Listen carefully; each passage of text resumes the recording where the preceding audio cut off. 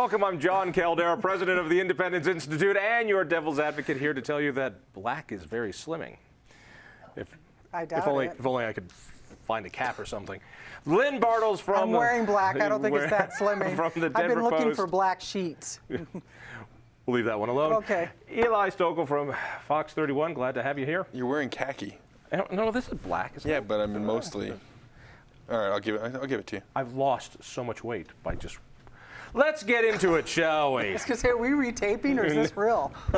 So, as we speak right now, the big debate over abortion is going on at the State House. It's going to erupt into a huge bill that's certain to pass both House and Senate and land on Hicks. Why are we talking about abortion at the State House? This has no chance of going anywhere. Ask your people. They're the ones introducing the bills. My people? Your peeps. Your peeps. Your party. It is strange to me the number of legislation, the abortion, the sort of thing that's being introduced that we know has no chance. And they've Republicans have shied away from that in recent years, saying, hey, we got to convince the public to vote with us. I don't know if the consensus was in November, what the hell, we're going to get our butts kicked, might as well do what we really believe in. It's got to be a thank you to a certain constituency. It's like, well, I'm here, and Humphrey is the first time around state legislator, so thank you, and now you know where I stand. Yeah, when you're in the minority, why not? I mean, you got to run something, you know it's probably not going anywhere.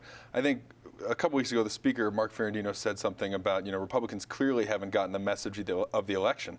Well, they did, because all the moderate ones who wouldn't run stuff like that are gone. That was the first message. And the second message is these people who are running these kinds of, bills, they're from districts where the message was, we want a person like you to run stuff like that.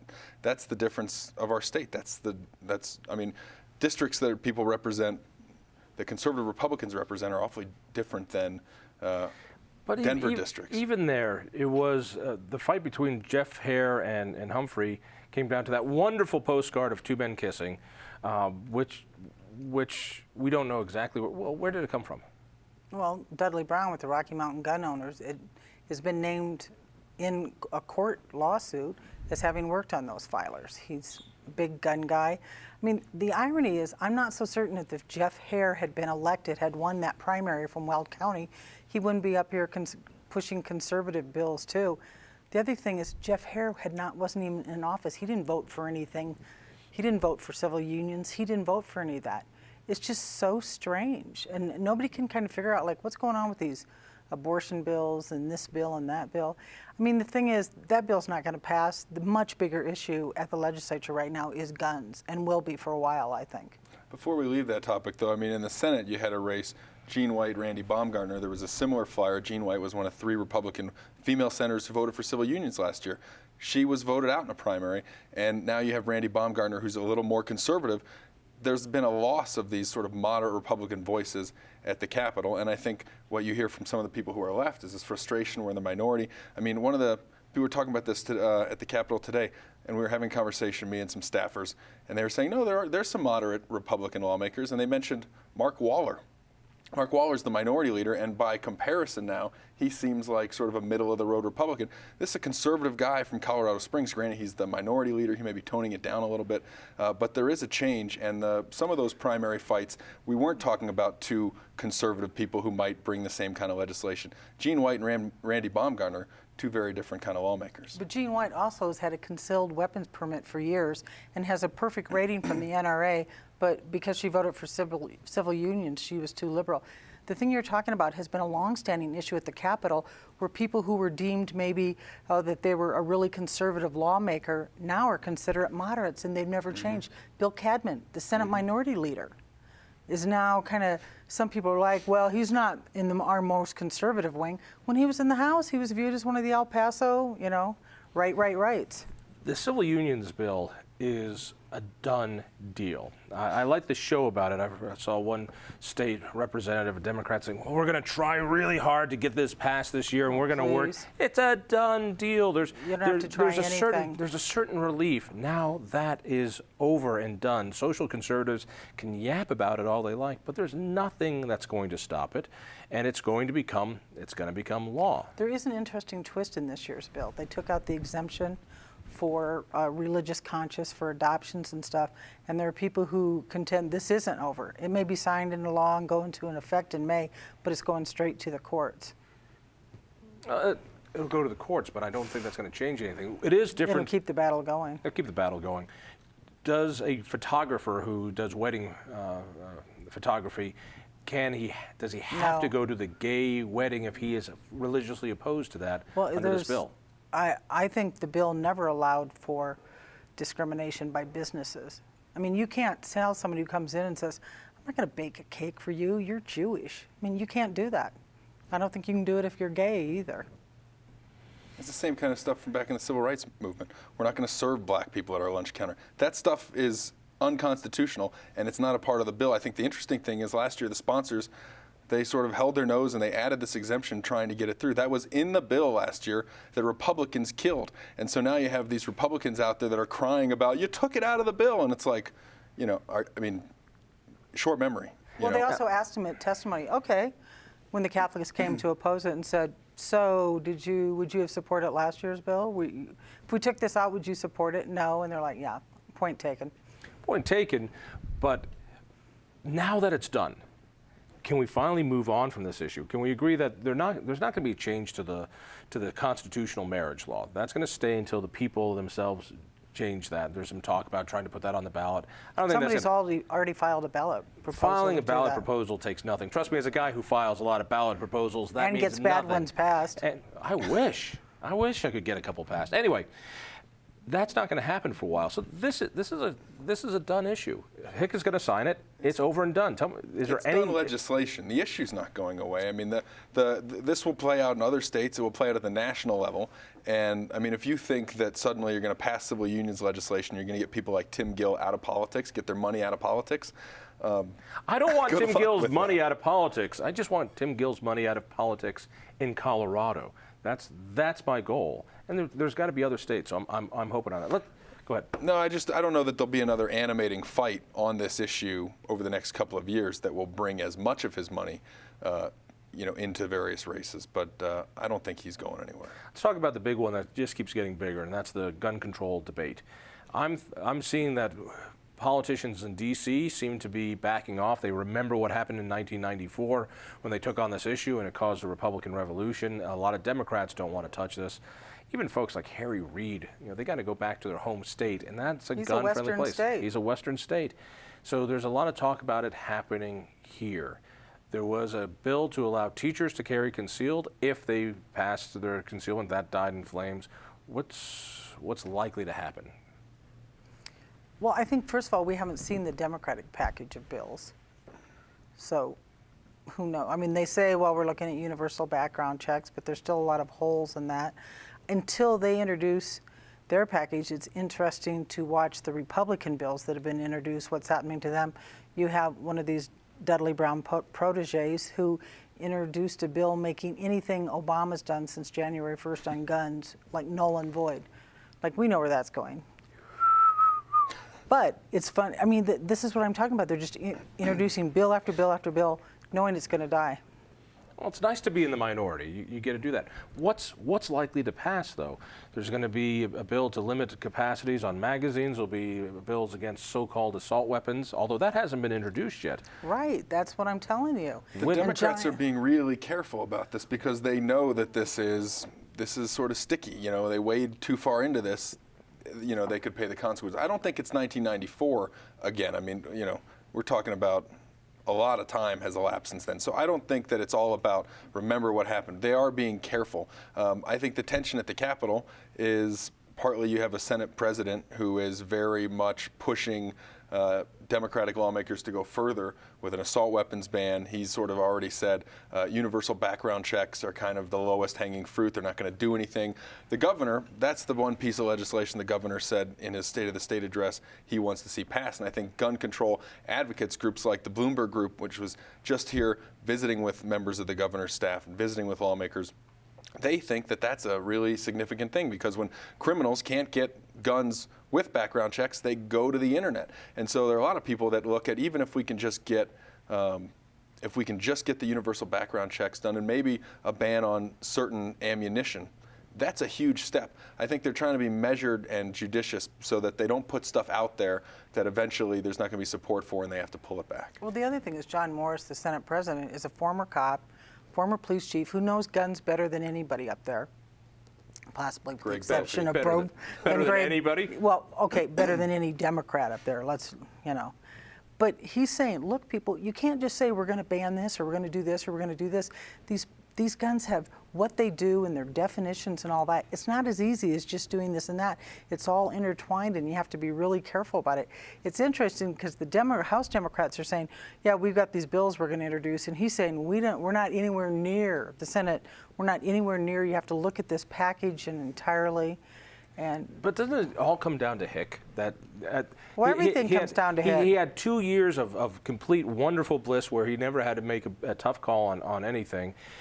Now, what does he want? Has he sent word down? One of the things that I think Owens was particularly good at was he would send down word saying, I don't want to see this on my desk, right, when his party was in control. And a lot of that stuff never made it to his desk. I don't know if Hick has the same type of influence over his own party to keep that crazy stuff from coming that he doesn't want to see. And so on the issue of guns, has he made clear what it is he doesn't want to see? Well, I think part of the problem is John Hickenlooper's not really sure where he stands yet. He said, I think it's important to have this dialogue. He loves to have that, let's have this dialogue on it. I firmly believe this or I firmly believe that. You might remember that before Newtown even happened, he just outraged people by saying, I think it's time for a discussion on this. And he'd been talking to people from Columbine and the Aurora Theater. I mean, he has to have been very impacted by what he saw in Aurora. He is a guy who wasn't impacted. Well, but he takes the temperature, and he does it for a long time, and that's what he's doing right now. When you say who wasn't, what hospital room were you in? I mean, he went to hospital room to hospital. Agreed. When you see half of somebody's side blown off. There's nobody who wasn't impacted by what happened in Columbine. There's nobody But I here think who when you're the wasn't governor, impacted. I think when you're the governor and you feel a general responsibility for everything that goes on in the state. I've spoken with him about this, and there's that sort of feeling like there's a limit to what I can do as the executive in this state, and you see these people suffering, and there isn't much you can do. Let me say that Hick did a superb job during that moment of crisis. He did what Owens did also very well during his moment of crisis. He didn't go overboard. He kept people focused on the victims. He brought the community together. I thought he was masterful during a very difficult time, and a time that would be easy to screw up. He didn't. But it's not as if he's the only person that has an emotional impact when he sees children dying and adults dying. But the question is, what the hell does he want, and why doesn't he make it more clear so the legislature knows that? Well, he's starting to tiptoe out onto that limb a little bit, and you heard it in the state address where he talked about we need to have that conversation. We can at least agree that every gun should have a background check. I mean, he's starting to edge out there. Obviously, there's a lot more support for universal background checks than there is for, say, banning assault weapons or banning high-capacity clips. The interesting thing, I mean, he didn't do this right away. It wasn't a knee-jerk response during the aftermath of Aurora. Just so happened that he said we should have this conversation, and then Newtown happened a couple of days later. But he hasn't been, itching for this. He hasn't looked like, oh, now I have an excuse to do this. He's taken his time. He's looked at polls. There's polling out there that says this is a majority position, maybe not a huge majority of Coloradans, but that at least with background checks and at least with some tightening of gun laws, that's a majority position in Colorado. So I think that he's going to be very careful going forward. But I think that he's already out there a little bit. He's. But I see what you're saying. If you can go out there and say, we need to pass civil unions and we're all for it, can't you say, here's what we need on the gun debate? We know that there's going to be civil unions. It's done. It's over. We know that there's going to be in-state tuition for children of illegal immigrants. That's done. That's over. He's made that clear. We know that there's going to be regulation on marijuana after Amendment 64. We know whatever that commission pops out with, he is going to say yes to it. There's not going to be a question. On this one, we don't know. I still don't know. Yes, he wants universal backgrounds. That's why it's a great debate. It is a great debate. And we'll see how effective he is. He's been very effective working behind the scenes, like you say Owens did, at sort of making sure that nothing gets too far along, that it gets on his desk and it puts him in a tight spot. We'll see how effective he is this year. It's going to be harder just with the makeup of the legislature, and it's going to be harder especially on this issue because there are people, Democrats, who really want to see them go far, and you have a governor who's at his heart, he's a pragmatist. He's not going to go further than he'll really be able to go. Let's talk about the rumors, because rumors are fun. Here's a governor who you can't help but like Hick. He's a likable guy. Because he hasn't had to make tough decisions for the last 2 years, he's one of the most popular governors, actually the most popular governor in the United States. His approval's in the 60s. And so with that comes, is he going to run for the big office? Does he want to become president? And speculation goes like this. If he's going to run for the big office, he's going to have to move left here, because he'll be facing guys like Andrew Cuomo and others, and he has to prove his liberal bona fides to make it through that process. If he's really looking to be governor first, well, then maybe not. What's the skinny? I think if he's really seriously considering the presidency, he would already have lined up speaking at all these JJ dinners across the nation. I mean, he has said... JJ? Jefferson Jackson. That's their version of the Lincoln Day dinner, right. John Kerry came here, and I think in 2003 or 2002 was the Lincoln Day speaker, or the JJ speaker here. I mean, if you look at what they're lining up, it's not these trips to run for president. I mean, I just had this conversation about this week. He said, I'm not running for president. We're focused on this term. We're going to run for re-election. I think it's the conversation that never goes away when you're that popular. And when you're that popular with the national media, I mean, they can't get enough of him. He's that quirky John Hickenlooper, who, by the way, has trouble keeping his mouth zipped when it should be. That's why we like him. I know. Yeah, I mean, the national press writing about his even his separation from his wife in kind of glowing terms in the New York Times. I mean, it's amazing the way he gets the national media kind of just eat right out of his hand. And when Owens and his wife split, there were private investigators following him around. I don't know that they handled it quite as well as, say, John and Helen did with their statement. Maybe, but come on, there was a difference here. Mind you, there was more media back then, but can't you agree that there was a difference in the way? In some ways, there was less media, because you didn't have all the bloggers, and they considered themselves journalists and follow it. I think that there had not been the rumors about Hickenlooper prior to the separation, like there had been about Bill Owens. I think when you talk about John Hickenlooper running for president, I think it's very plausible. He's clearly not running. He's not actively running or putting things in place to run right now, and he's not going to run in 2016. But that doesn't mean he wouldn't be attractive to whoever is the nominee as a number 2, and that doesn't mean that he's closing any doors to a possible run in terms of 2020, somewhere down the road. I mean, he's putting together a portfolio that is very appealing nationally. He's got moderate creds, he's got things for liberal constituencies, he'll have signed civil unions and asset this year. Maybe he'll get constitutional reform done in a second term. He always talks about branding the state pro-business, and then he's got the environmentalists who are always pissed off at him, where he can say, look, I'm a maverick. I don't do everything in line with my party's base. I'm a moderate, mainstream guy. I mean, his brand, and he is a brand-conscious politician if there ever was one, his brand is intact, and the national media eats it up right now. I mean, I'm just saying, don't rule it out. Only if the Democratic legislature allows him to have that facade as a business-friendly Democrat. But he campaigned for a lot of these people. I mean, there's a degree to which they're a little bit beholden to him. A new speaker wants to work with this governor. Mark Ferrandino is not the kind of guy who's going to get in there and be ideological. The Senate may be a little trickier. The Senate may be a little trickier, but the governor helped Democrats build these majorities or build on them.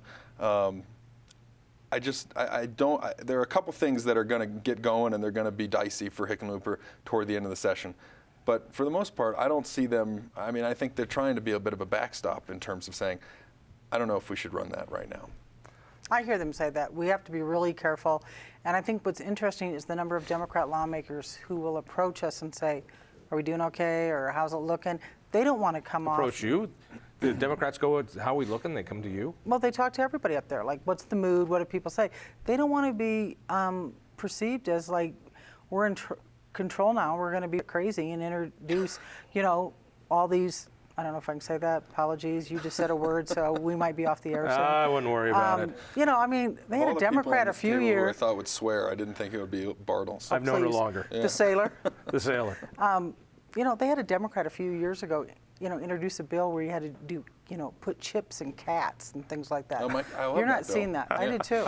But I mean, this is a state, and I've written about this. Colorado is, from here on out, a blue state, at least in presidential. I mean, you look at the population, you look at the changes, and Democrats say, I think that's right, this is great, but we don't want to screw it up, because they remember Karl Rove 8 years ago talking about a permanent Republican majority. They know how fast you can get in power and think, see as far as the horizon, say, we got it, we're good, and then overreach. And so I think they are very cognizant, Democrats are now, about not overreaching. But you know what? I think the biggest thing that'll happen to Hickenlooper has nothing to do with guns or civil unions or any of this. It's the unexpected. The thing that's going to come up, and you're going to have to see how he deals with it. When you're talking about him on the national stage, if I were the presidential nominee, I'd be terrified of selecting Hickenlooper as my running mate, number one, because he's so dang popular and he's so loved. Secondly, is he's got a Biden problem when it comes to just saying whatever he thinks. And I think they'd be like sitting there in fear every day of the headlines. People are clamoring for a Joe Biden reality show right now. Yes. I mean, there's a thirst for the Joe Biden authenticity. And I don't know how much of Hickenlooper's authenticity is it's real, Scranton. but some of it But is they've got- almost they've got sort the of Pennsylvania tie. When you say that he is well branded and he is aware of that branding, I mean, there are guys who when Salazar put on that damn 10-gallon hat, that was formulaic, and it's been stapled on his head ever since, and that's how he became a senator. Good for him. Hick has always had that quirky, nerdy, lovable, but smart and likable, moderate business guy. You look at the record, and I look at it, he's been behind more tax and debt increases than any Democrat. He's been more successful. But he's gotten the public to go along with him. The branding works. Yeah. Well, and then you always talk about that, and you forget to add the thing. It helps when you have former Republican Party Chairman Bruce Benson chairing the campaign for your tax increase when you're Denver mayor.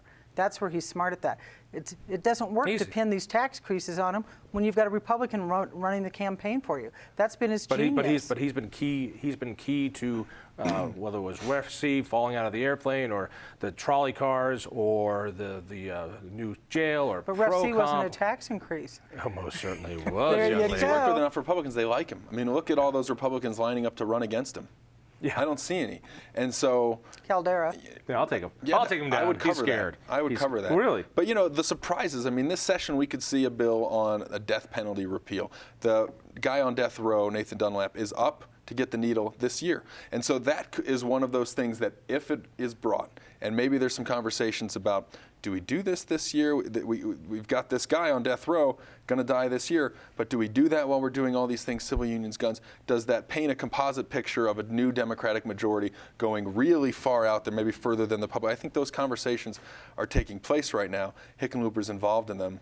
But we'll see what happens. Other than guns, and of course, if there's a change on the death penalty, which happens every 10 years here in Colorado, it's not Texas where we do it every weekend. What else is the governor going to face this I'm sorry year? that every week. That's pretty funny. What else is he going to face? What's the thing that he's scared of having on his desk? I think what he's scared of possibly is the fallout from the federal thing with the taxes and all that, because they talked about there could be possible revenue this year. And oh, wait a minute, once the everything went into effect in January, it might have wiped out that cushion. And are we back to having, I mean, remember Ritter? Ritter was extremely popular his first year in office. Higher popularity ratings by far than John Hickenlooper had. But every year the budget got worse. And that is nailed. You cannot shake that as a governor. And I think he has to keep hoping the economy slowly inches forward about there. I mean, the legislation, when you're worried, I mean, quite frankly, the worst possible bills for him are going to die. Are they? What do you think is the worst possible bill for him? I think for Colorado, I think ending the for death him. penalty. Oh, for him, it will be death penalty that makes it to his desk, an overreach on gun control that makes it to his desk.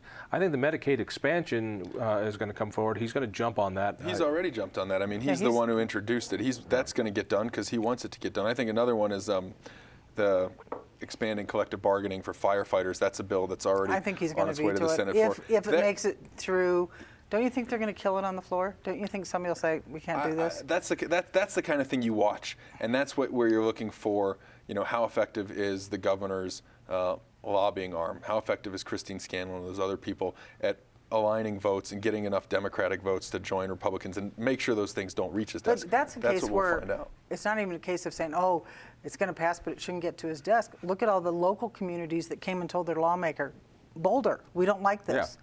When Boulder and Colorado Springs agree on opposing a bill, It's probably worth listening to. We've only got a couple minutes left. Let's talk about the Elk Memorial. big finish. Oh, the Elk Memorial. Big finish. Actually, I want to talk about Udall. And that since we're looking 4 years ahead of who's going to be president, let's just go a year and a half ahead. Talk about the weak bench. Republicans have no bench. There's nobody to run. Who's going to run against Udall I don't that actually know, has a shot? But I would say if you're looking at, and who's going to run against Hickenlooper? Most people I've talked to. Nobody's going to run against Hickenlooper. Right. Most people I talk to say Hickenlooper, that Udall is more vulnerable. First of all, things can change so drastically. Right now he looks incredibly strong, and I think he is very strong. But the Democrats have control of the White House. That hurts in midterms, supposedly. And his vote on the fiscal cliff. Let's talk about your bench real quick. Okay. We have a bench? So you have to have one somewhere. No, we don't. Bob O'Pre's out there itching to run. We don't even have a folding chair. Republicans have nothing. Okay, so Bob O'Pre's out there and he wants to run. If he runs, that's not taking your party forward. That's a candidate who lost statewide a few years ago. If Cory Gardner gets in, he clears the field, but Cory Gardner's got kind of the world as his oyster right now. He may sit in that seat a while and not risk it. One name I don't know how much is being talked about, but you talk about the problems with women. Sherry Giroux, state lawmaker, moderate. She's sponsoring the civil unions bill. She's done a lot of heavy lifting at the JBC. I don't know that she has any interest in doing it, but if you're looking for a candidate who can win statewide and nullify some of those Democratic attacks, another woman's name right on out that, of central B.J. casting. Nickel. That's right. She'd The be the other heroine one. of civil. Lynn, thank you. Eli, thank you. And thank you. Listen for me on KHOW Radio on Sunday afternoons. Tell a friend about the Independence Institute. That's independenceinstitute.org. And we'll see you next week.